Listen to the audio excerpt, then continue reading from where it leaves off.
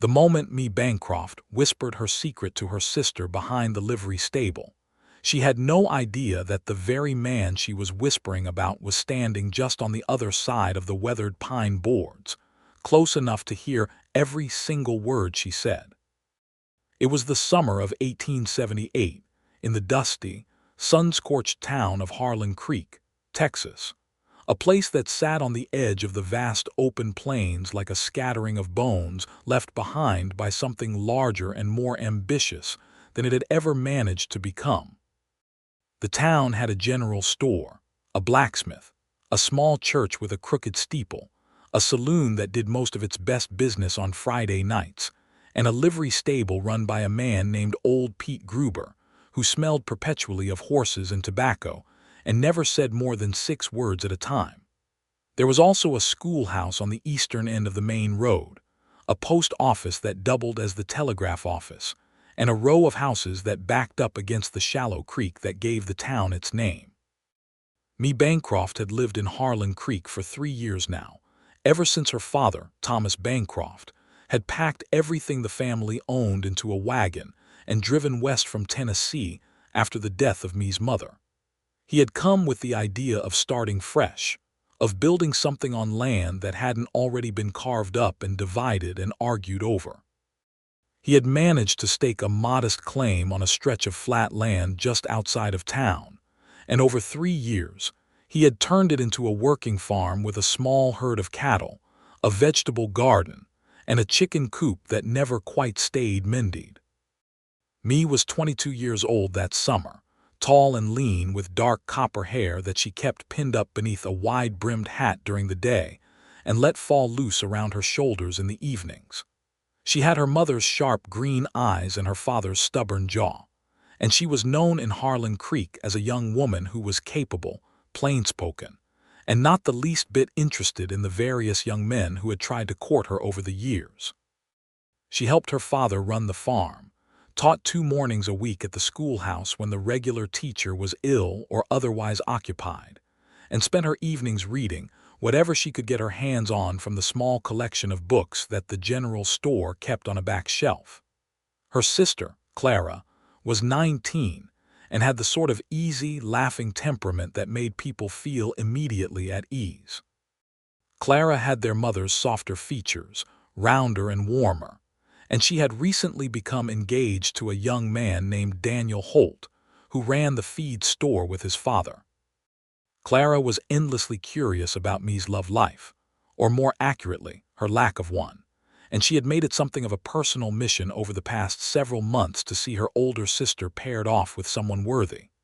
The day everything changed was an ordinary Tuesday in late June, when the heat was already climbing past unbearable before 9 in the morning, and the whole town moved with the slow, deliberate pace of people trying not to spend more energy than absolutely necessary. Mae and Clara had driven into town together in the farm wagon to pick up a few supplies from the general store, a sack of flour, some salt, a tin of lard, and some thread their father had asked for. They had finished their errands and were cutting through the narrow alley beside the livery stable on their way back to where they had tied the wagon, and Clara had stopped suddenly and grabbed Mae's arm and pulled her close the way she always did when she wanted to talk about something she considered private. "I saw how you were looking at him again," Clara said in a low, delighted whisper, her eyes bright with mischief. Mae frowned and kept walking. "I do not know what you're talking about." "You most certainly do," Clara said, matching her pace and catching her arm again. "Aaron Hadley. You watched him ride past the store for a full 2 minutes without blinking." Mae stopped walking. She turned and looked at her sister with an expression that was meant to communicate that this was not a conversation she intended to have. Clara was completely unmoved by this expression, as she always was, and she tilted her head and waited with a patient smile. "He was riding past," Mae said. "I happened to be looking in that direction." "Mae Bancroft," Clara said softly, almost tenderly, "you can say it out loud. There is nobody here but me." There was a long pause. Mae looked down at the dry, packed earth beneath their boots, at the way the morning light cut in golden angles between the buildings, and she let out a breath that had the particular quality of someone finally setting down something heavy. "He is remarkable," she said quietly. "That is all I am saying. He is genuinely remarkable and I admire him. He works harder than anyone I have ever seen, and he is decent and honest and he treats everybody with respect and I admire him. That is all." Clara made a soft sound that was somewhere between a laugh and a sigh, and she looked at her older sister with real warmth. "That is quite a lot," she said gently. "For you, that is practically a declaration." "It is an observation," Mae said firmly, and she started walking again. What neither of them knew was that on the other side of the livery stable wall, not 3 feet from where they were standing, Aaron Hadley had just come around from the far side of the building after tying his horse. He had heard Mae's voice first, not the words, just the low and careful tone of it, and he had paused instinctively the way a man does when he realizes he has walked into the edge of something private. He had every intention of stepping back and going the long way around, but then he heard his own name, and his boots stopped moving of their own accord. He stood absolutely still beside the worn wooden boards of the stable wall, and he heard every word Mae Bancroft said about him, and he stood there for a long moment after her footsteps retreated, not quite sure what to do with what he had just learned. Aaron Hadley was 26 years old, and he had been working as a ranch hand for the CCC outfit, which was owned by a man named Cowboy about 4 miles south of Harlan Creek. He had come to Texas from Kansas 3 years ago with a bedroll, a good horse, a reliable rifle, and not much else. He was the kind of man who was noticed in any room he entered, not because he sought attention, but because he had the particular quality of stillness that draws the eye. He was broad-shouldered and lean, with dark hair that curled slightly at the collar and gray eyes that were attentive and steady. He was not a man who wasted words, but when he spoke, people listened, because he generally had something worth saying. He had noticed Mae Bancroft before. It would have been difficult not to. She had a presence that was quiet but firm, like the way a good fence line holds its course across open ground without needing to announce itself. He had seen her at the church social back in April, had watched her help organize the food tables and navigate a conversation with the town's most difficult gossip, with a kind of effortless composure that he had found genuinely impressive. He had thought about introducing himself 3 or 4 times since then, and had found reasons each time to let the moment pass. He was not, by his own admission, a man who was particularly skilled at conversation with women he found interesting. He was fine with ordinary conversation, with talk about weather and cattle prices and the condition of the roads. But when it came to something that actually mattered to him, words tended to scatter on him like spooked horses. He straightened up from the stable wall. He brushed the dust from the front of his shirt with 2 slow passes of his hand. He squared his shoulders. Then he walked around the corner. Mae and Clara were about 30 feet away, heading toward the main street where the wagon was tied. Mae was walking slightly ahead of her sister, her back straight and her hat pulled down against the sun, and there was something in the set of her shoulders that suggested she was still mildly embarrassed about the conversation she had just been pulled into. Clara was a half-step behind, wearing the expression of someone who has just won a small but satisfying argument. "Miss Bancroft," Aaron said. His voice carried clearly in the still heat of the morning, and both women turned. Clara's eyes went immediately wide.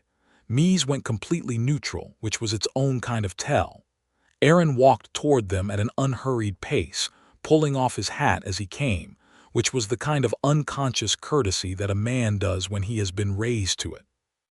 "My name is Aaron Hadley," he said, when he had closed the distance enough to speak at a normal volume. "I work out at the CCC. I believe I have seen you in town before, but I don't believe we have been properly introduced." There was a pause. Mae looked at him steadily for a moment with those sharp green eyes that gave nothing away and saw everything, and then she said, "Mae Bancroft. And this is my sister, Clara." "Miss Bancroft," he said, giving Clara a brief respectful nod, and then his eyes came back to me. "I wonder if I might walk with you as far as the main street if you are heading that way." Clara made a small sound beside me that could have been a cough but was almost certainly not. Me ignored her with practiced ease. "We are heading that way," she said. "You are welcome to walk along." He fell into step beside her and Clara quietly drifted to me's other side, and the three of them walked together toward the main street through the narrow alley with the sun printing their shadows long and thin on the dust ahead of them. "You are Thomas Bancroft's daughter," Aaron said. It was a conversational opener, and he knew it was not particularly inspired, but it was what came out. "I am," me said. "You know my father. I have spoken with him at the feed store once or twice. He seems like a solid man." "He is," me said, and there was a quiet pride in her voice. "He works very hard. Running a farm alone out here is no small thing." "He has us," me said, with a slight emphasis that was not defensive but was precise. "Of course," Aaron said, and the way he said it made it clear he understood exactly what she meant by it. Clara, who was listening to all of this with the focused attention of someone watching a card game where neither player is showing their hand, decided at that moment to introduce a small but strategic piece of information. "Me helps with the cattle as well as the house," she said pleasantly. "She can rope as well as any hand my father has ever hired." Me gave her sister a look. Clara smiled serenely back at her. "Is that right?" Aaron said. He glanced at me with what was genuinely an interested and respectful expression, not the kind of studied skepticism that was common when men heard such things about women, but actual interest. "Your father taught you." "He taught us both," me said. "He said it was foolish to be on a cattle farm and not know how to work one." She paused. "I tend to agree with him." "So do I," Aaron said. They reached the main street. The wagon was tied in front of the general store, and me went to it and checked the load, which was a practical and automatic thing for her to do, and Aaron found himself noticing the efficiency with which she moved, the economy of motion that came from a person who was accustomed to doing real work. "It was good to meet you, Mr. Hadley," me said, and there was something in her tone that was polite and final in the way of someone who is about to climb into a wagon and drive away. "You as well, Miss Bancroft," he said. And then, before she could reach for the reins, he said, "I wonder if you would be willing to let me call on you sometime. Properly, with your father's knowledge. I would like to speak with you again." Clara made no attempt whatsoever to disguise the expression that crossed her face. Me's expression remained controlled, but the faintest color had come up along the line of her jaw. "You can call on me," Me said after a measured pause. "I am generally home after 4 in the afternoon." "Then I will come this Friday if that suits you," he said. "It suits me," she said. She climbed up onto the wagon seat. Clara climbed up beside her, and as Me picked up the reins and clicked to the horse, Clara turned and gave Aaron a small, genuine smile that communicated quite clearly that she was very pleased with how the morning had gone. Aaron watched the wagon roll down the main street and turn at the far end toward the road that led out of town, and he stood in the sun for a moment with his hat in his hand, and a feeling in his chest that he had not felt in a very long time, which was the feeling of something beginning. He replaced his hat on his head, went back to the livery to retrieve his horse, and rode back out to the Triple C with more on his mind than usual. The Triple C Ranch was a working cattle operation, and Court Calloway was a competent, if occasionally difficult employer who paid fair wages and expected hard work in return. Aaron had been one of his top hands for 2.5 years, which meant that he was trusted with responsibility and given the kind of latitude that a man earns through consistent reliability. There were 4 other hands. A young man named Pete Sully, who was 20 and enthusiastic and still learning. An older hand named Roy Marsh, who had been working cattle since before the war and could do almost anything on horseback with alarming ease. A quiet man named Domingo Flores, who had grown up working horses in Chihuahua and had come north 10 years ago and never gone back. And a rough-edged but fundamentally decent man named Cal Briggs, who had the best set of hands for rope work that Aaron had ever seen. When Aaron rode in that evening, Roy was sitting on the fence by the corral smoking a pipe, and he watched Aaron unsaddle his horse with the expression of someone who has spent enough years reading other people to know when something has changed. "You look different," Roy said. "I look exactly the same," Aaron said. "Different," Roy repeated and went back to his pipe. Aaron did not elaborate. He finished with the horse, went to the bunkhouse, sat on the edge of his bunk, and thought about Mae Bancroft's green eyes and the way she had said "it suits me," and about how he had 3 days until Friday.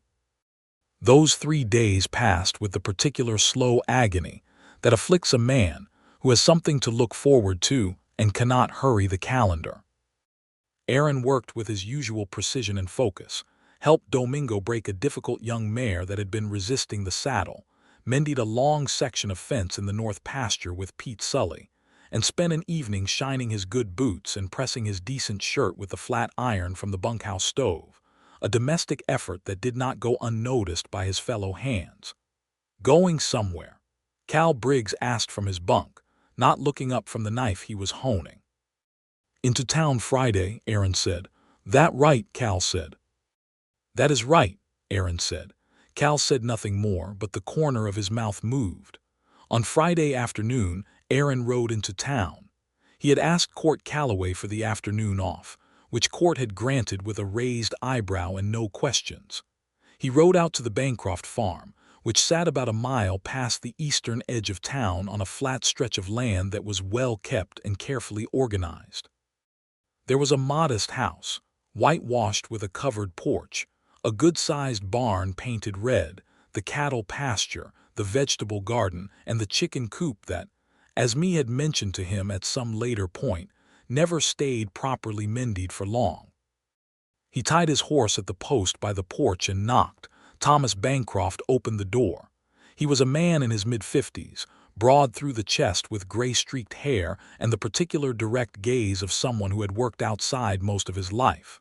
He looked at Aaron for a moment, measuring him the way a man measures a fence post for straightness. "Mr. Bancroft," Aaron said, "my name is Aaron Hadley. I work for Court Calloway at the CCC. I met your daughter in town on Tuesday, and she gave me permission to call. I wanted to introduce myself to you first, sir, if you don't mind." Thomas Bancroft was quiet for a moment.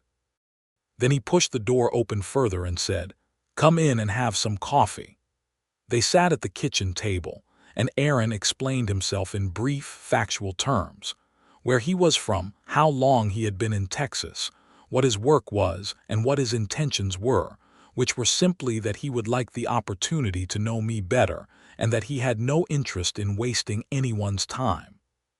Thomas Bancroft listened to all of this with the careful attention of a man who had been the head of a household for a long time and took that responsibility seriously. He asked a few direct questions about Aaron's background and his finances, which Aaron answered honestly, including the honest admission that he did not yet own his own land, that he was working toward it, and that he had saved a reasonable amount toward that purpose. "A man working toward something honest is a man worth knowing," Thomas Bancroft said finally. "Mae makes her own decisions. She always has, but I appreciate you coming to speak with me first." "She raised that in you," Mae's voice said from the doorway. Both men turned.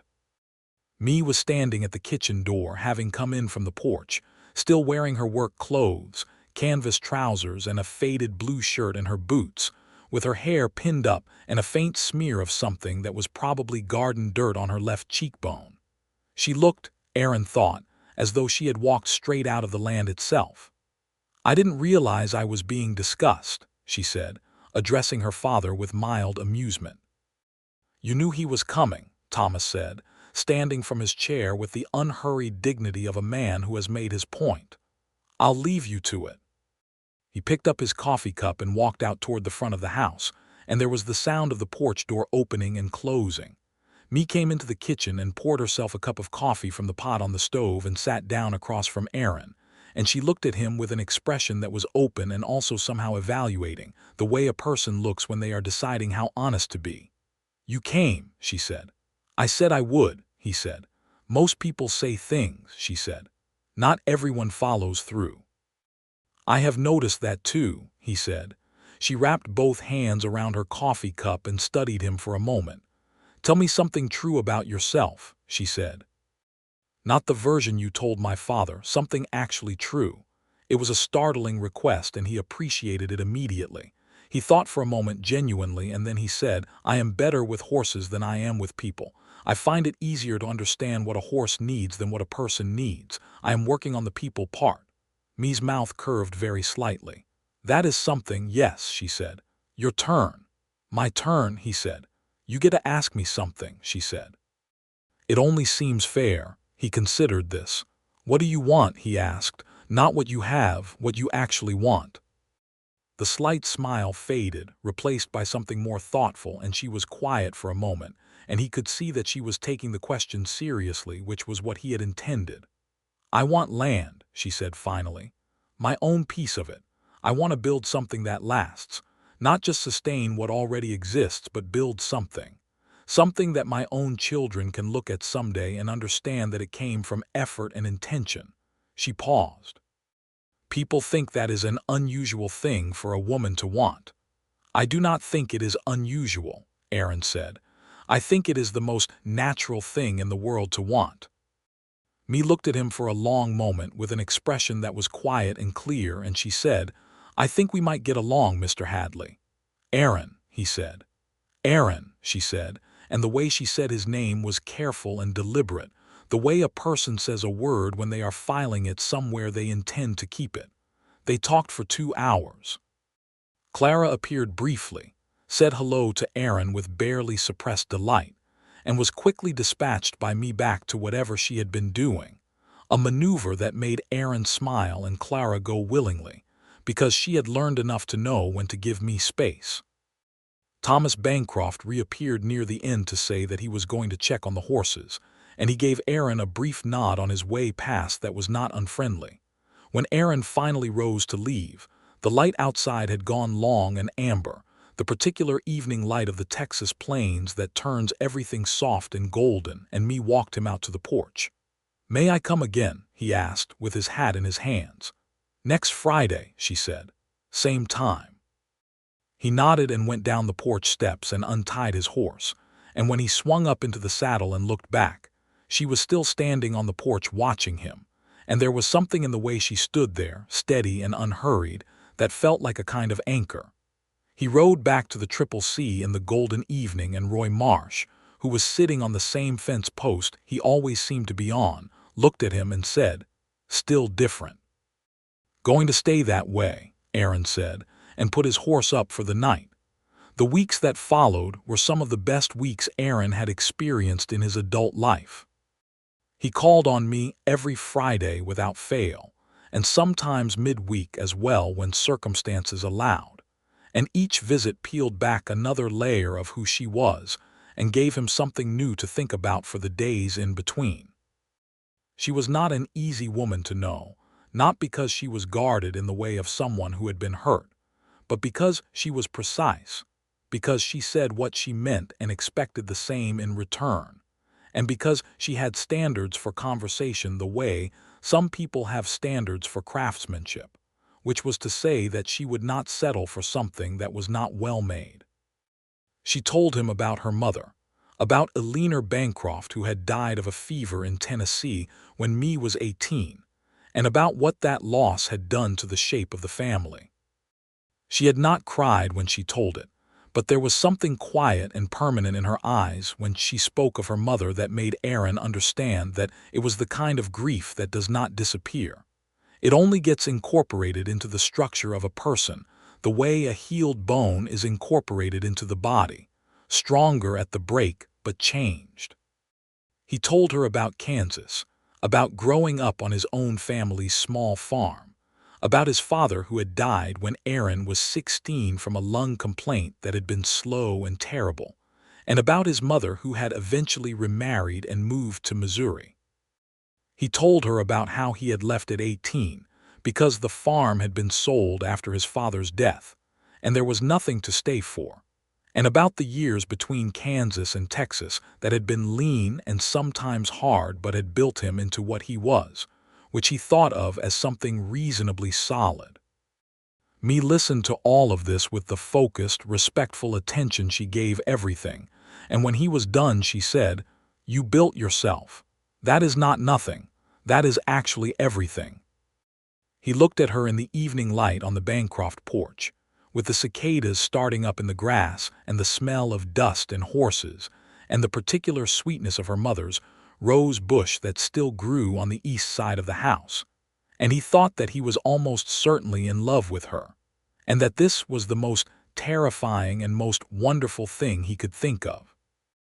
In August, there was a town social, a barn dance held at the Calloway property that was an annual event, and attended by most of Harlan Creek and the surrounding farms. It was the kind of event where the women brought food, and the men moved furniture, and everyone danced to the fiddle and guitar music provided by a rotating cast of local musicians, and where the social arrangements and developments of the community were on full and observable display. Aaron had asked me to attend with him formally, and she had agreed, and he had arrived at the Bancroft farm that Saturday evening to find her on the porch in a dress, which was not something he had seen before. It was a simple dress, deep green cotton with white at the collar and cuffs, and she had her hair down around her shoulders, and she looked in Aaron's estimation like the kind of thing that songs were written about, though he kept this observation to himself on the grounds that it would have been premature and possibly frightening. "You look very fine," he said instead, which was both true and appropriately measured. She looked at him in his pressed shirt and his clean hat and his shined boots and said, "So do you." Clara was attending with Daniel Holt, and the four of them rode together in the Bancroft wagon to the Calloway barn, which had been swept out and strung with lanterns and smelled of sawdust, and the warm animal and hay scent that could never quite be chased from any working barn. The musicians were already playing, a lively reel that had couples moving in the cleared center space, while everyone else pressed against the walls with food and drink and conversation. Aaron danced with me 3 times that night. The first was a reel that required more concentration than conversation, and they managed it well enough, because me, as it turned out, was a competent dancer with the same economy of motion she brought to everything physical. The second was a slower waltz sort of number, and they were closer, and she smelled of rose water, and he was acutely aware of her hand in his and the slight warmth of her through the thin cotton of her dress. The third was another reel, at the end of the evening, which they danced with more ease and something approaching genuine pleasure, because by then the evening had been long enough that some of the formality had dissolved. Between dances, they stood together along the barn wall and talked, and ate the food that Clara kept pressing on them both, and me introduced him to several people she knew, which meant something to him, the deliberate social acknowledgement of his presence in her company. There was one difficult moment. A man named Buck Holloway, who was perhaps 30 and worked for one of the smaller ranches east of town, had had too much of the whiskey that was being passed around outside, and he came in and made a comment to me that was not exactly rude, but was the kind of comment that a man makes when he wants a woman to feel uncomfortable, something about how she looked better than expected in a dress. Me handled it with a crisp and complete dismissal that was so efficient it was almost beautiful to watch, but Aaron had stepped forward half a step before she spoke, and Buck had looked at him and then looked away and gone elsewhere. Me noticed. She said nothing about it in the moment, but later, when they were walking out to the wagon, she said, "You were going to say something to him." "I was," Aaron said. "I handled it," she said. "You did," he said, "better than I would have." She was quiet for a moment, and then she said, "But you stepped forward anyway." "Yes." She said nothing else, but she took his arm for the walk to the wagon, which she had not done before, and she kept her hand in the crook of his elbow all the way to the wagon, and he thought that meant something. By September, Harlan Creek had begun to feel the first edges of a dry autumn, the kind of fall on the Texas plains where the days stay hot, but the nights drop quickly, and the sky turns a particular deep blue that seems to have more depth than summer sky. The cattle drives that had been moving north all summer were tapering off, and the ranches were turning toward the work of putting up feed and mending structures, and getting ready for whatever the winter would bring. At the Triple C, Court Calloway was dealing with a problem that had been building for several months. There had been cattle disappearing from the south pasture in small numbers, not enough to be dramatic, but enough to be noticed, and the signs pointed to a systematic effort rather than random predation or straying. Calloway suspected it was connected to a group that had been operating in the county for the past year, moving stolen cattle to buyers in the eastern markets through a series of middlemen, and he had been talking to the county sheriff about it for months without much result. Aaron was one of the hands assigned to extra patrol of the southern boundary, which meant long nights in the saddle watching fence lines in the dark, which was tedious but important work. It was during one of these night patrols in mid-September that he and Domingo came across 3 men in the south pasture, with 12 head of Triple C cattle already cut out, and being hazed quietly toward a gap in the fence. What happened next was brief and not particularly complicated, because Aaron and Domingo were armed, and the 3 men were caught completely by surprise, and the outcome was that the cattle were recovered, and 2 of the 3 men were taken to town to be handed over to the sheriff, and the third had gotten away into the darkness on a fast horse but had been identified by Domingo, who had a good eye for faces. The sheriff, a capable man named Frank Hughes, was able to connect the 2 captured men to the larger operation, and the whole thing was mostly resolved over the following 2 weeks without any great drama, though it did mean Aaron spending several mornings at the sheriff's office giving accounts of what had happened. Court Calloway was satisfied. The cattle operation was disrupted, and Aaron found himself with a small bonus in his wage that month and a considerably heightened reputation for reliability. He told me about it one Friday evening, sitting on the porch in the cooler September air, and she listened to the whole account with focused attention and then said, "You could have been hurt." "It was 2 against 3 in terms of surprise," he said. "The odds were reasonable."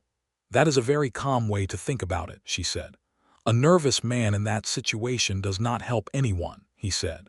She looked at him for a moment and then she said quietly, "I would not have wanted anything to happen to you."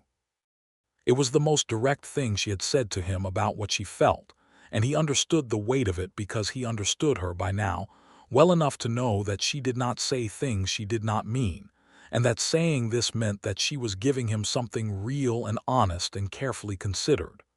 "Nothing happened to me," he said gently, "and I intend to keep it that way."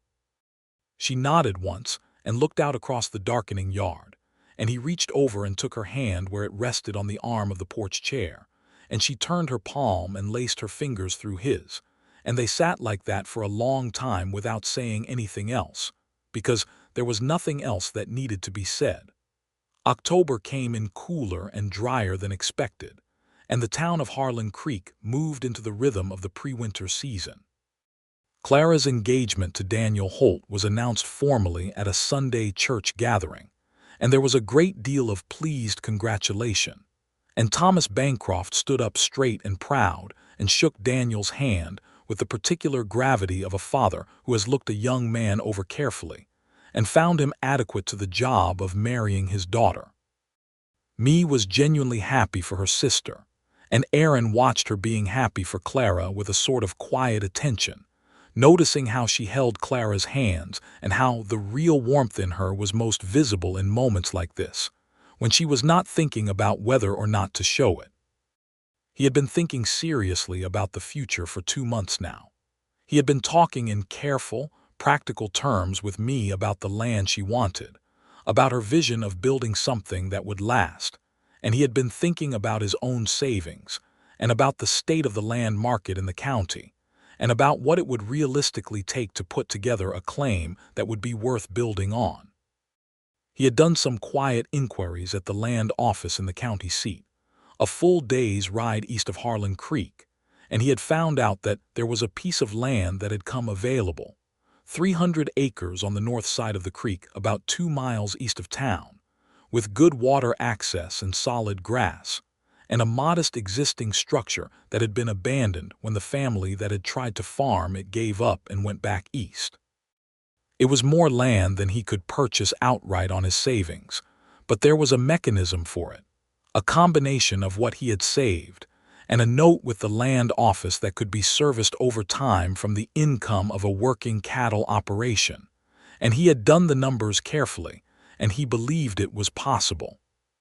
The problem was that he had not yet asked me to marry him, and a man who goes to purchase land for a future he has not yet confirmed with the woman he intends to share it with is either presumptuous or a fool, and Aaron was trying hard not to be either. He asked Thomas Bancroft first, on a Wednesday afternoon when he rode out to the farm on the pretense of returning a tool he had borrowed 2 weeks earlier. Thomas was in the barn, working on a harness, and Aaron stood in the barn door with his hat off and said his piece clearly and directly, which was that he loved me, that he intended to ask her to marry him, that he had a plan for land and livelihood that he was prepared to lay out in detail, and that he was asking Thomas's blessing because he respected the man and the family. Thomas set down the harness and looked at Aaron for a long moment with those direct, measuring eyes. Then he said, "Does me know you're here?" "No, sir," Aaron said. "This conversation is between you and me." Thomas nodded slowly. "She will make up her own mind," he said. "You know that." "I do," Aaron said. "And you are all right with that," Thomas said. "A woman who makes up her own mind." "There is no other kind worth marrying," Aaron said. Something shifted in Thomas Bancroft's face, a kind of quiet, careful approval. "You have my blessing," he said. He picked up the harness again. "She likes the evenings on the porch. Good time for important conversations."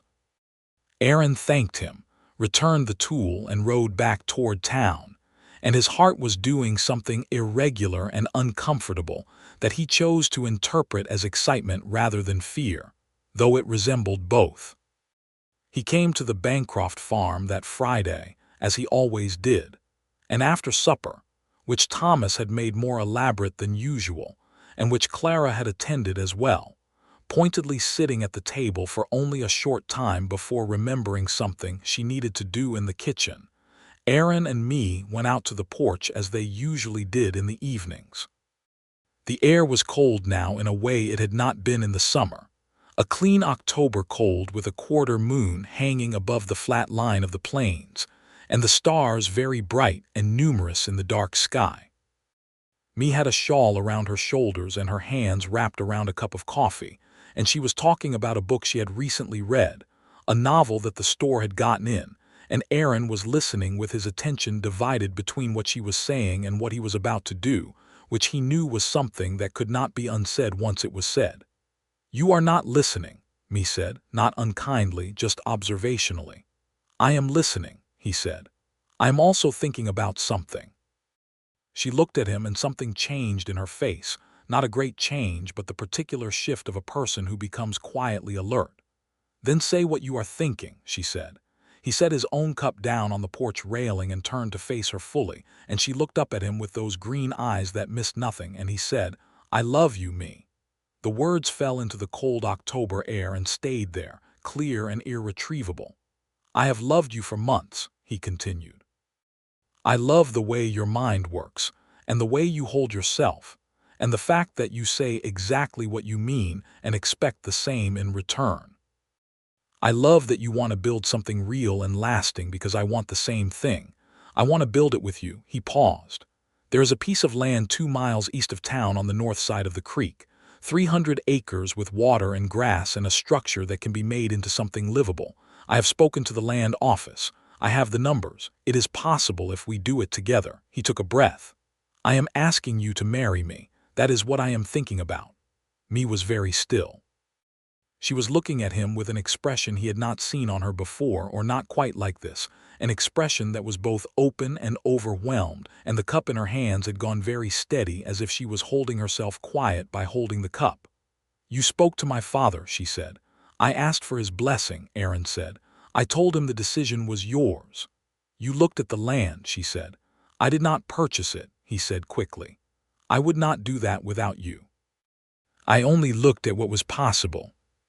She set her cup down on the arm of the porch chair very slowly and carefully, and she stood up from the chair, and she was close to him now, close enough that he could see the particular way the moonlight caught the edge of her cheekbone, and she said, "Aaron Hadley." "Me," he said. "I have loved you since approximately the second Friday you came to this porch," she said. "I have been trying not to say it before you did because I did not want to rush what was happening. I am not a person who rushes things." Her voice was steady and warm and certain. "I will marry you, and I want to see that land." He reached out and took her face in both his hands, very carefully, and kissed her. And it was the first time he had kissed her, a quiet and certain kiss that had all of October behind it, all the Fridays and the porch conversations and the barn dance and the hand-holding and the slow, careful business of two people learning each other. And she kissed him back with a warmth and a sureness that confirmed everything he had hoped to find. When they separated, she was looking at him with something in her eyes that was clear and decided and entirely without reserve, and he thought it was the most beautiful thing he had ever seen. "I want to see that land tomorrow," she said. He laughed, which was not something he did easily or often, and the sound of it surprised him slightly. "Tomorrow," he agreed. They told Thomas that evening, and Clara came out of the kitchen where she had certainly not been eavesdropping and burst into genuine tears of happiness that she wiped away fiercely with the back of her hand while simultaneously hugging her sister, and then, unexpectedly, Aaron as well, who received this embrace with a slightly startled expression that made Thomas Bancroft laugh. The next morning, Aaron rode to the Bancroft farm early, and he and me rode out together to the land on the north side of the creek. The morning was clear and cold, the October sky a pale, brilliant blue, and the 300 acres lay spread before them in the early light, the grass dry and winter pale but thick, the creek visible as a dark thread through the flat land, the abandoned structure, a modest two-room house of hewn logs, sitting at the center of the property with its door standing open and its windows empty. They walked through it together. Me moved through the rooms with practical attention, noting the soundness of the walls, the condition of the roof boards, the placement of the hearth. She went outside and looked at the land in all directions, at the quality of the soil along the creek bank, at the natural lay of the terrain, at where a barn would sensibly go and where cattle would graze. "The roof needs work," she said. "Yes," he said. "The creek bank on the south side will flood in a wet spring," she said. "The fence line would need to come back from it." "I had the same thought," he said. She turned and looked at the land again in a long, sweeping look that went from the north property line down to the creek and then east and west, and there was something in her expression that was absolute and complete, the expression of a person who has found the thing they were looking for. "This is it," she said. "This is what I meant." "I know," he said. She looked at him. "When can we go to the land office?" "Monday," he said. "Monday," she said. They went on Monday. The land office in the county seat was a formal enough affair, with papers and fees and the signature of the county land agent, a precise little man named Albright who seemed genuinely pleased to deal with a couple who had clearly done their arithmetic beforehand. The arrangement was established, the note was signed, and by the end of the afternoon the land was recorded in the names of Aaron and Mae Hadley, pending their marriage, which would make it joint by the laws of the state. They were married in November. The wedding was at the Harlan Creek church on a Saturday morning when the sky was clear and pale, and the air was sharp and clean with the beginning of winter.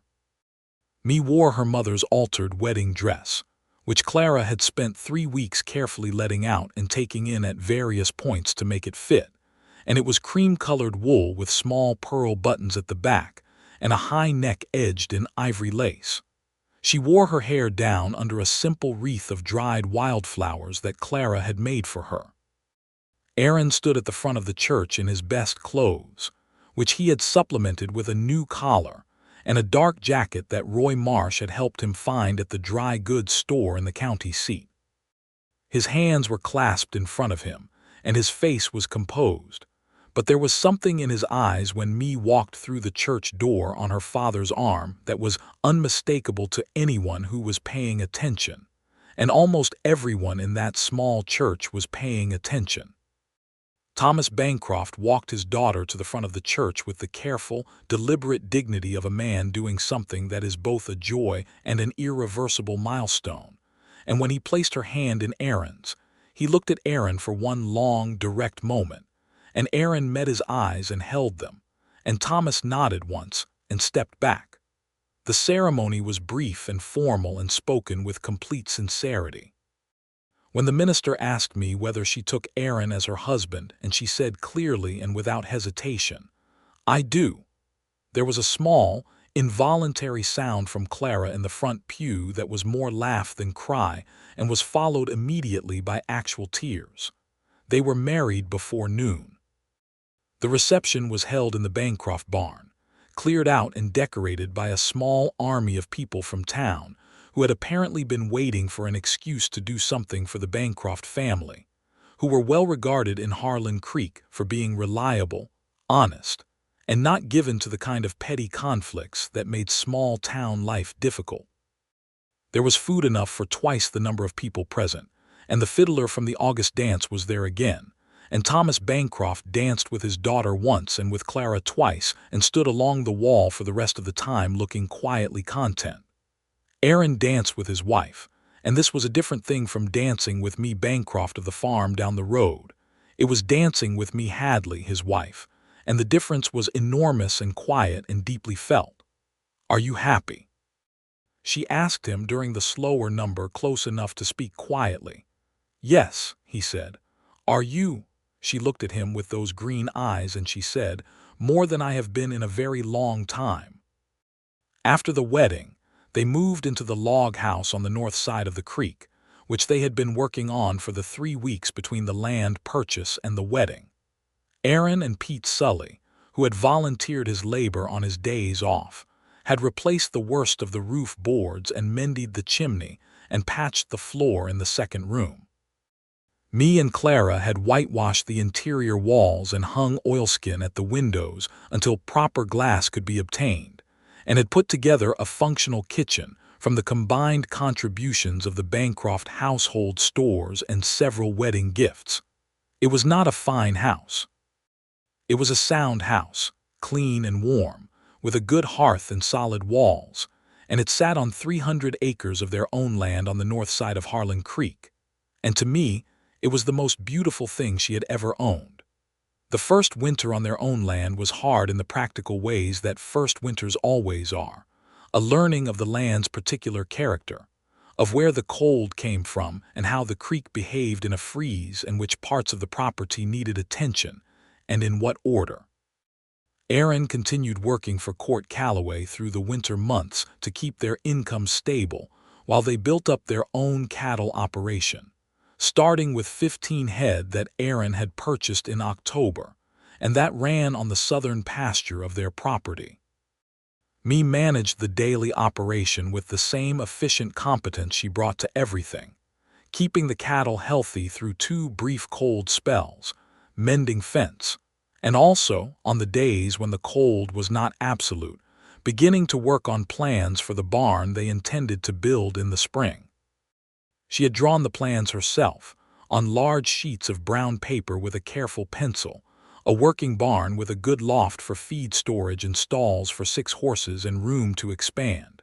She showed them to Aaron one evening at the kitchen table, and he studied them for a long time and then said, "This is better than what I had in mind." "I know," she said, without particular smugness but with the calm confidence of someone who has done their work well. He looked up from the plans and smiled at her, and she smiled back, and it was the kind of moment that accumulates into a life, ordinary and irreplaceable. Clara and Daniel Holt were married in February, a quieter ceremony than Aaron and Me's had been, partly because of the season and partly because Clara, for all her warmth and sociability, had wanted something simple. Me stood beside her sister through the ceremony and held her hand for a moment afterward in the cold February air outside the church, and there was something between the two of them in that moment, some wordless acknowledgement of how much had changed and how good the change was, that made Thomas Bancroft, watching from the church steps, have to look up at the sky for a moment to compose himself. Spring came with more rain than the region had seen in 2 years, which was welcomed by every farmer and rancher in the county. And Aaron and me broke ground on their barn in April with the help of half a dozen people from the community who turned up on a Saturday to work. Because that was still how things were done in Harlan Creek, where people understood that a neighbor's barn was a collective investment in the stability of the whole community. Court Calloway sent 2 of his hands, including Roy Marsh, who worked with the laconic efficiency of someone who has built more structures than he can remember. Thomas Bancroft came and worked all day with his characteristic quiet reliability. Daniel Holt came and was useful in ways that surprised everyone, including himself. By evening, the frame was up and the walls were half-sided, and me stood in the wide doorway of what would be the finished barn and looked at the structure rising out of the earth of their land in the April evening light. And Aaron came and stood beside her, and she leaned against his shoulder for a moment, and he put his arm around her, and they stood there together looking at what they were building. "It is going to be very good," she said. "It already is," he said. The summer of 1879 brought with it a full season of growth, both on the Hadley property and in the life they were making together. Their cattle herd had grown to 32 head through careful management and 2 successful purchases. Aaron had renegotiated his arrangement with Court Calloway to a part-time basis that allowed him to spend the majority of his time on his own land, and the barn was finished and in use by June. Me had also taken on the teaching position at the Harlan Creek schoolhouse on a more regular basis, not full-time, but 3 days a week, because the regular teacher had moved away to be married and the town was short-handed.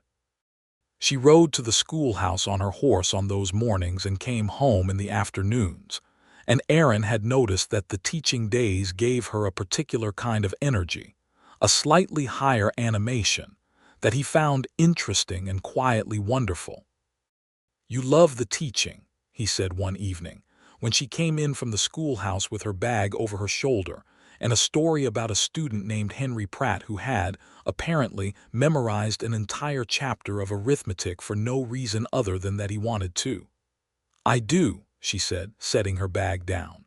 "I did not know how much until now. The children are remarkable. They arrive knowing so little and they learn so quickly and they are so entirely without pretense." She paused. "There is something very honest about a child who is genuinely trying to understand something." "Like you," he said. She looked at him with a slightly startled expression. "What do you mean?" "You have always been like that," he said, "genuinely trying to understand. It is one of the things I love about you." She was quiet for a moment, with the particular stillness that came over her when something had landed where it was true, and then she crossed the kitchen and kissed him, which was her most direct form of acknowledgement. In August of 1879, Me told Aaron she was expecting a child. She told him in the morning before he went out to check on the cattle, sitting at the kitchen table with her coffee, and she said it plainly, "I am expecting. Spring, I think, if my counting is right." He sat down across from her at the table and looked at her for a long moment, and there was something moving through his face that was large and quiet and entirely undisguisable, something that had no word adequate to it. He reached across the table and took her hands in both of his. "Spring," he said. "Spring," she confirmed. He turned her hands over and held them, and he said, "Are you well? Are you feeling well?" "I am perfectly well," she said. "I am also going to need you to stop looking at me like I have become fragile, because I have not and I will not." "I know that," he said. "I am not looking at you like you are fragile. I am looking at you like you are extraordinary." The color that came up along her jaw was not embarrassment this time. It was something else, something warmer. "We are going to need another room," she said. "I know," he said. "I have been thinking about it." "You have not known for 5 minutes," she said. "I have been thinking about the future generally," he said, "and an additional room has always been part of it." She laughed, a genuine, open laugh that was still one of the rarest and most beautiful sounds he knew, and she said, "Then we had better start planning." Thomas Bancroft, when he was told, stood in the kitchen of his house for a moment with his eyes bright and his jaw working slightly. And then he said, "Your mother would have been so very happy." And Mae went to her father and held him. And Aaron stood in the doorway of the Bancroft kitchen and understood that he was part of something that had roots in things that had happened long before he arrived, and that being trusted with those roots was an extraordinary privilege. Clara was jubilant. She was also, as it turned out, expecting her own child, a discovery made just 3 weeks after Mae's news, which led to a prolonged period of the two sisters comparing notes and experiences with great thoroughness and the particular closeness of women who have always been each other's most honest companions. The autumn of 1879 was a busy one. Aaron added the room to the house, a proper bedroom, with the help of Pete Sully and a young man from town named James Cooper, who was a decent carpenter and needed extra work after the summer season. Mae continued teaching until December, when she decided that the cold and the daily ride had become impractical, and she handed the school over to a young woman from the county seat named Alice Reed, who had been educated and was looking for a position. She did not stop being useful. She managed the books for the cattle operation, handled the correspondence with buyers, planned the expansion of the spring herd, and mended tack and fixed things around the property with the same systematic efficiency she brought to everything. Aaron watched her do all of this with a combination of admiration and concern that he kept carefully calibrated, because he understood that Mae Bancroft, now Mae Hadley, was not a woman who flourished under excessive solicitude. He did, however, make sure that she did not lift anything heavy, that the kitchen was well stocked, and that there was always someone who could be called on quickly if needed. And he did all of this quietly and without making it into a production, which Mae appreciated deeply, even if she said nothing explicit about it. Their son was born in early March of 1880, in the log house on the north side of Harlan Creek, delivered by the town doctor, a capable woman named Sarah Prout, who had come to Harlan Creek 2 years earlier, and who was still a source of mild controversy among certain members of the community on the grounds of her gender, a controversy that Mae found approximately as interesting as she found most unfounded controversies, which was not at all. The boy was healthy and loud, and had a shock of dark hair that was clearly his father's, and he had Mae's green eyes, which was something Aaron noticed immediately in the slightly overwhelmed state of a man who has just watched his wife do something of monumental difficulty and magnificence. Mae held the baby with the careful, certain competence of a woman who has been around farms long enough to understand the handling of new and fragile things, and she looked down at the small face and was quiet for a long moment. "Thomas," she said, "for my father." Aaron, who had been sitting beside the bed with her hand in his and was not entirely in command of his expression, said, "Thomas Aaron Hadley," and she looked at him with an expression that was clear and warm and complete. "Thomas Aaron Hadley," she agreed. Thomas Bancroft, who was told that same evening when Aaron rode to fetch him, arrived at the house and stood at the side of the bed where his daughter lay with his grandson, and whatever he said was said very quietly and privately, but he was sitting straight and his eyes were wet in his hand when Aaron shook it, held on for an extra moment. Clara's daughter arrived 2 weeks later, a healthy girl named Eleanor, which was their mother's name, and the two families were suddenly doubled in size, and the gathering at the Bancroft house that Easter was the kind of gathering that marks a clear dividing line between the before and after of a family's history. Aaron held his son that Easter afternoon in the warm kitchen of his father-in-law's house, with the smell of cooking and the sound of Clara talking and Daniel Holt's easy laughter and Thomas Bancroft telling a story from Tennessee that everyone had heard before and that everyone listened to again. And Mae came and stood beside him and looked at the baby in his arms with an expression that was quiet and satisfied and entirely at peace. He looked at her. She looked at him. The baby made a small, indignant sound and then went back to sleep. "Are you happy?" he asked her, the same question she had asked him on their wedding day. "More than I thought it was possible to be," she said. "Which is a very large amount." He kissed her temple, and she leaned against him slightly, and the afternoon went on around them warm and full. The years that followed were building years, years of work and growth, and the particular deepening that happens to a good marriage when it is lived in fully. The cattle herd grew steadily, and by 1882 the Hadley operation had grown enough that Aaron was running it entirely independently, with Pete Sully hired on as a permanent hand, and a second hand taken on in the spring. They were not wealthy by any external measure, but they were stable and self-sufficient, and what they had was real and earned and theirs. Mae had returned to teaching in the fall of 1880, once Thomas was old enough to be left with his grandfather for the mornings, which Thomas Bancroft had declared himself delighted to manage. Mae had been asked to take on the full teacher's position at the school, which she did, and she brought to the schoolhouse the same qualities she brought to everything: precision, honesty, genuine interest in the people she was working with, and very high standards for what she considered acceptable effort. The community valued her enormously, and when the school board tried to limit her role to younger students on the grounds that a woman should not be teaching older boys, she appeared at the board meeting and presented her case with such thorough and well-reasoned arguments that the motion was dropped, and 3 of the 5 board members had the decency to look somewhat embarrassed. Aaron heard about this from 3 different people before she told him herself, which she did that evening at supper with characteristic brevity. "The school board tried to limit my teaching. I disagreed, and they came around." He looked at her across the table and thought that he was possibly the most fortunate man in Harlan Creek, which was a thought he had with some regularity. In 1883, Mae found out she was expecting again. This time she told him in the evening on the porch, which was where important things had always happened for them, and she said it with the same directness as before, and he responded with the same careful, contained joy as before, and the cycle of preparation and waiting and work began again.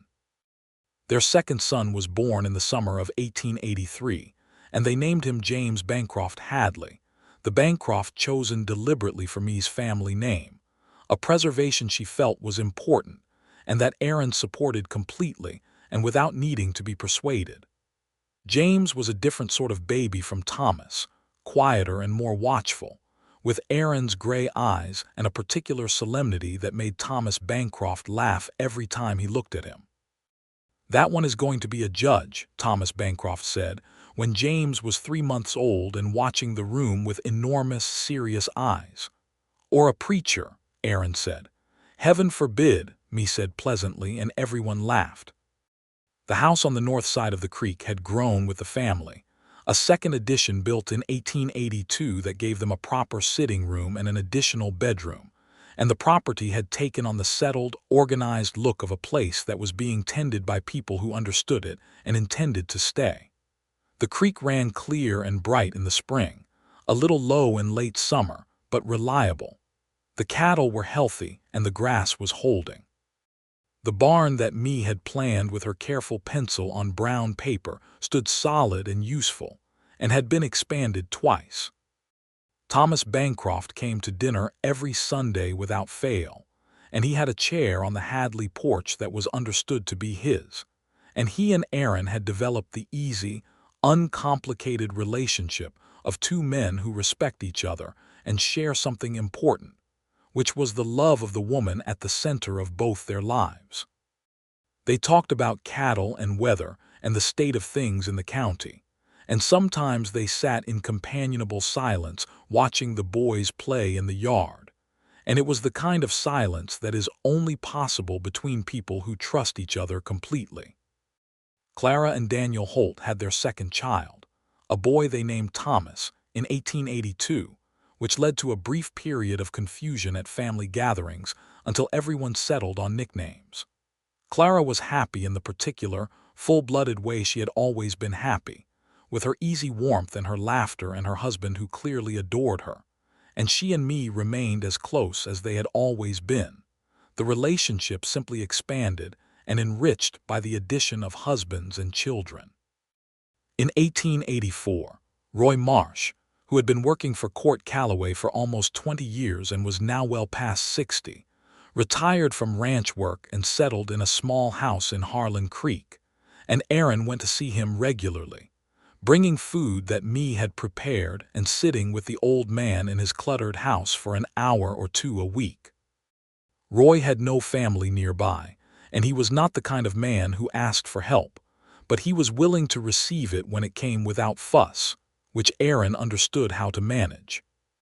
Mae approved of this deeply and without making it into a compliment, which Aaron also understood, because that was how she expressed her deepest approval, not through praise but through the simple, clear, enacted act of sharing his values.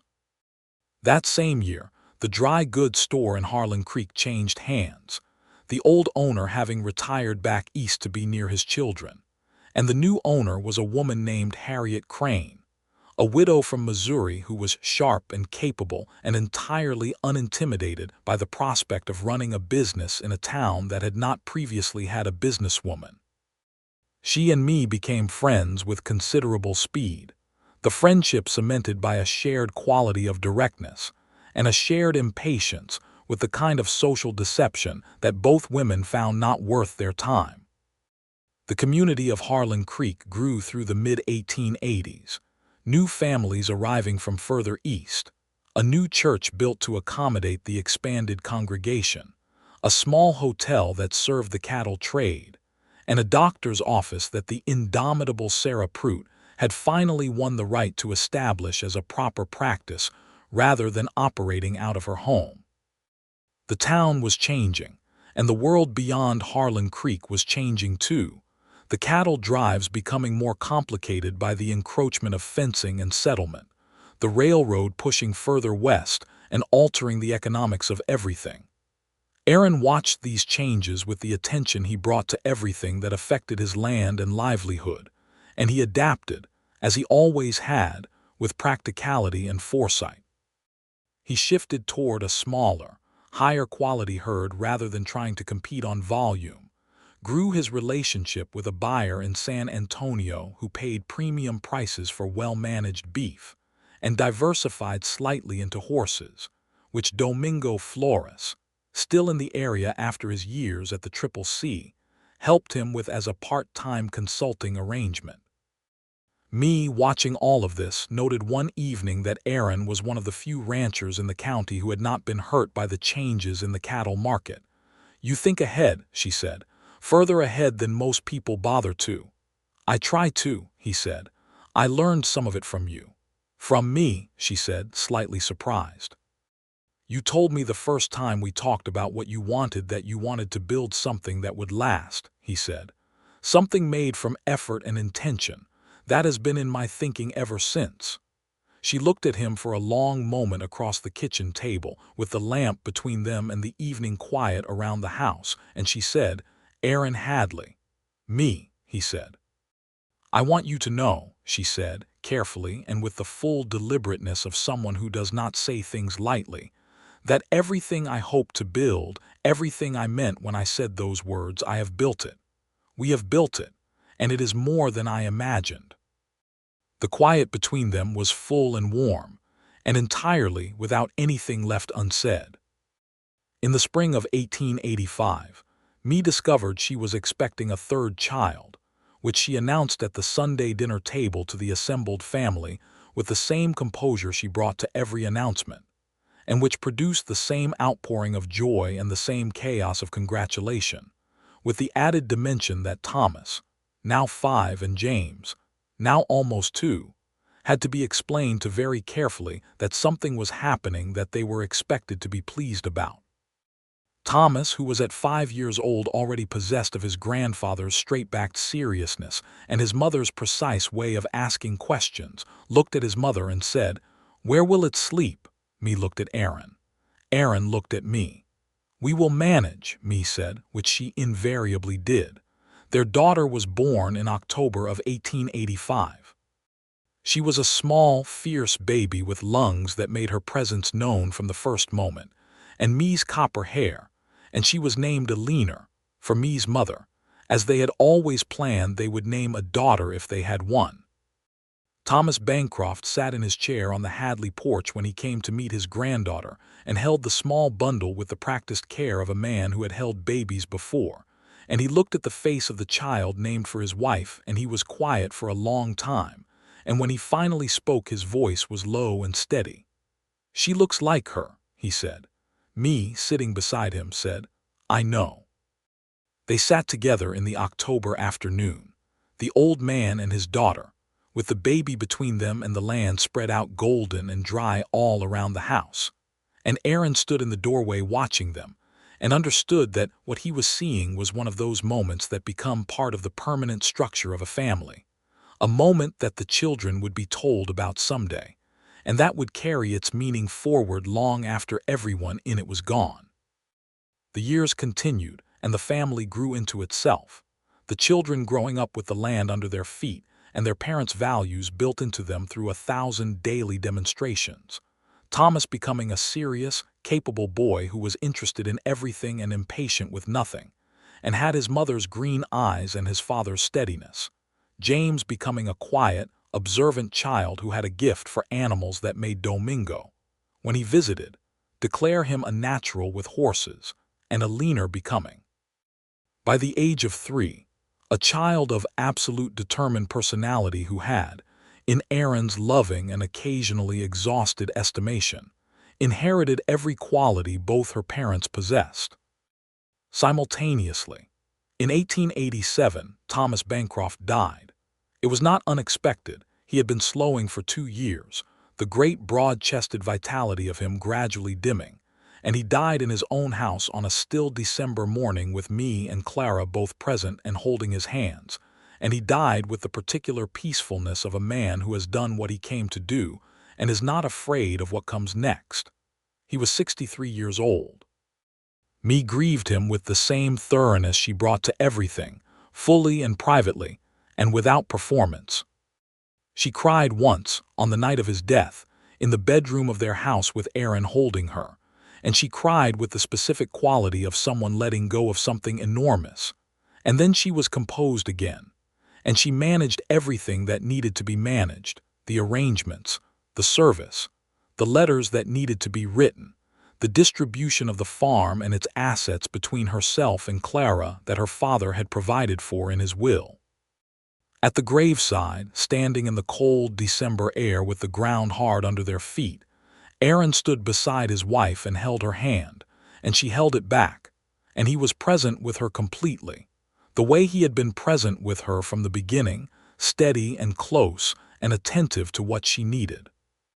The Bancroft farm passed jointly to me and Clara, who agreed easily and practically that it made the most sense to fold the farm's cattle into the Hadley operation, and to let Daniel Holt, who had the time and the inclination, manage the actual property as part of his own farming operation. It was an arrangement that worked smoothly and preserved the continuity of what Thomas had built, which was the outcome he would have wanted. In the spring of 1888, on a morning when the creek was running high with melt, and the new grass was beginning to show through the dry winter ground, me walked out to the far eastern corner of their property, the corner that overlooked the creek and had the best view of the land in all directions, and Aaron came and found her there an hour later when she had not come in for the midday meal.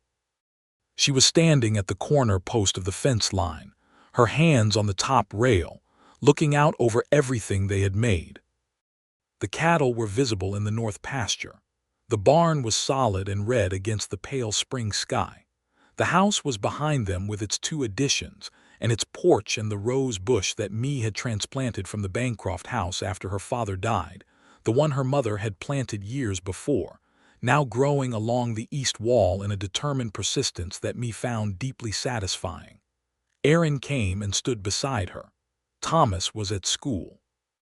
James was at the house with Alina, who was old enough now to be partly trusted with things and was deeply proud of this status. The spring air was sharp and clean and smelled of creek water and new earth. I was thinking about that conversation with Clara, Mae said. He looked at her. Behind the livery stable, she said. When I told her I admired you, that was almost 10 years ago. 9.5, he said. You heard everything, she said.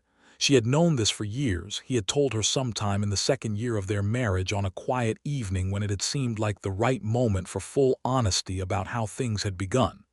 I heard everything, he said. And you came around the corner, she said. I did. I am glad you did, she said. She turned to look at him, and she was the same Mae she had always been. The same straight back and the same sharp green eyes, only fuller now, fuller in the way of a person whose life has become completely inhabited, every room in use, nothing locked away and unused. I am profoundly glad you did. He looked at her, this woman he had loved for 9 years and was going to love for every year that came after, this woman who had built something real and lasting out of exactly what she had said she would build it from, effort and intention, and he said, so am I every single day. She took his hand on the fence rail and they looked out over their land together, the 300 acres on the north side of Harlan Creek, Texas, that was full of their work and their history and their children and their future. We should get back, Mae said. Eleanor has been with James long enough that something has probably been broken. Probably, he said. They walked back through the spring morning together, across the land they had made their own, toward the house and the children and the life that was full and complete and entirely, irreversibly theirs. Inside, they found that Eleanor had, in fact, broken nothing, but had reorganized the kitchen shelves according to a system of her own devising that made sense to no one but herself, and was explaining this system to James with the patient authority of a person who is completely certain of their own superior understanding. James was listening with the serious, attentive expression he brought to everything, and Thomas, who had apparently come home early, was sitting at the table eating a biscuit and watching his sister with the fond, amused expression of an older brother, who has learned that certain things are easier to let happen than to prevent. Mae stood in the kitchen doorway for a moment, looking at her 3 children in her kitchen in the house on her land, and she said nothing, because there was nothing that needed saying. Aaron put his hand on her back and she leaned into him slightly, and the afternoon light came through the kitchen window and fell across all of them, warm and gold and steady, the light of a life well and fully made. And on the long Texas plain, in a small and solid house by a creek that ran clear in the spring, the Hadley family was exactly where they had always been working toward, and the days ahead of them were as open and bright as the sky over Harlan Creek, which was, in that place and time and in that particular life, very open and very bright indeed.